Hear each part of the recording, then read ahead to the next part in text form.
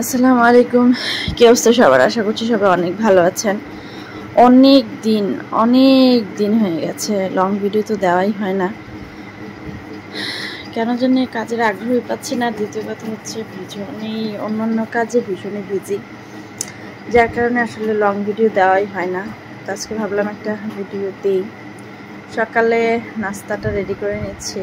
আজকে নাস্তা ছিল হচ্ছে এগ স্যান্ডউইচ, যেটা আমার কাছে এত পছন্দ, এত বলতে ভীষণই পছন্দ আমার কাছে এগ স্যান্ডউইচটা। আমার হাজব্যান্ড, আমার বাচ্চা, আমার বাসায় সবাই মোটামুটি এটা পছন্দ করে, তবে আমার কাছে মনে হয় আমার একটু বেশিই পছন্দ। তো ডিমটাকে ফাটিয়ে নিয়ে তারপরে একটু পেঁয়াজ, কাঁচামরিচ, ধনেপাতা, টমেটো দিয়ে তারপরে প্যানের মধ্যে ছড়িয়ে দিয়ে তারপরে এরকমভাবে করে নিচ্ছে। এতে করে ডিমটা খেতে ভীষণই মজা হয়। একটা খেলে একদম আলহামদুলিল্লাহ, একদম পেট তো প্রচুর পরিমাণে ভরে যায়।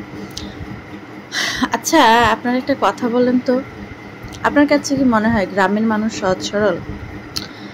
মানুষ বলে যে গ্রামের মানুষ অনেক সহজ সরল, শহরের মানুষের মধ্যেই যত প্যাঁচ, যত কুটিলতা, এগুলা আসলে বিষয়টা ওরকম না।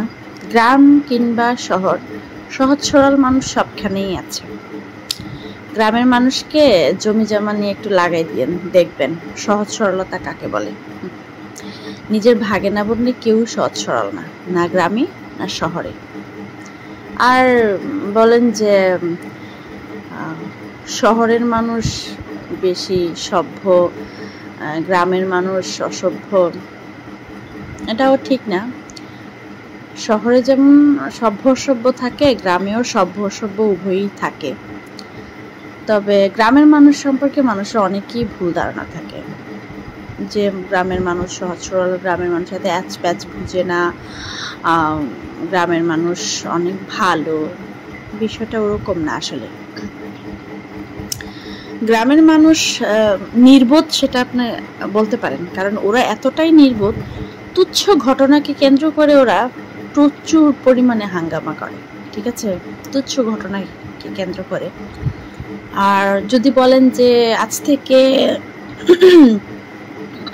8-10 বছর বা 20 বছর আগের মানুষগুলা ঠিকই সহজ সরল ছিল, সেটা আমি ভুল ধারণা বলবো না, সেটা বলবো আপনার অন্ধকারে ছিলেন। কারণ আজ থেকে 8-10 বছর বা 15 বছর 20 বছর আগের মানুষগুলো এরকম ছিল, গোষ্ঠীপ্রেমী তারা খুব বেশি ছিল। তুচ্ছ কোনো ঘটনাকে কেন্দ্র করে নিয়ে প্রচুর পরিমাণে হাঙ্গামা তো করবে, মারামারি, কাটাকাটি, দলাদলি প্রচুর পরিমাণে হবে। যে বিষয়টাকে গ্রামের মুরব্বীরা বসে একদম সর্ট আউট করে ফেলতে পারে, নর্মাল বিষয়, ওটাকে ওই মুরব্বী টাইপের যে মানুষগুলা, ফাজিলগুলা, এগুলো আরও প্রচুর পরিমাণে লাগাই দিত।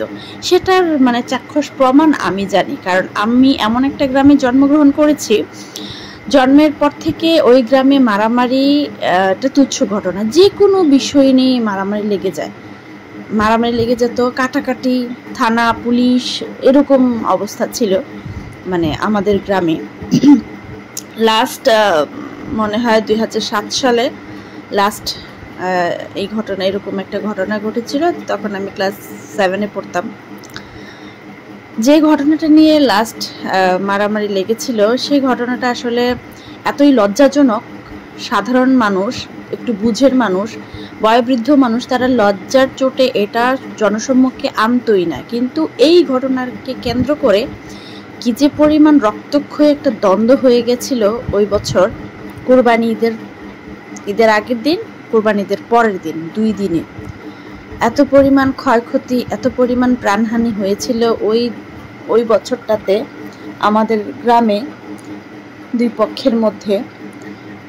বিষয়টা গ্রামের মুরব্বীরা ইচ্ছে করলে বিষয়টাকে খুব সুন্দর জেন্টালি ভাবে ওই বিষয়টাকে একদম তারা ধামাচাপা দিয়ে ঘরে ঘরে সমাধান করে ফেলতে পারতেন, কিন্তু না, তাদের কথা ইগো এত পরিমাণে বাজে রকমের ইগো ছিল।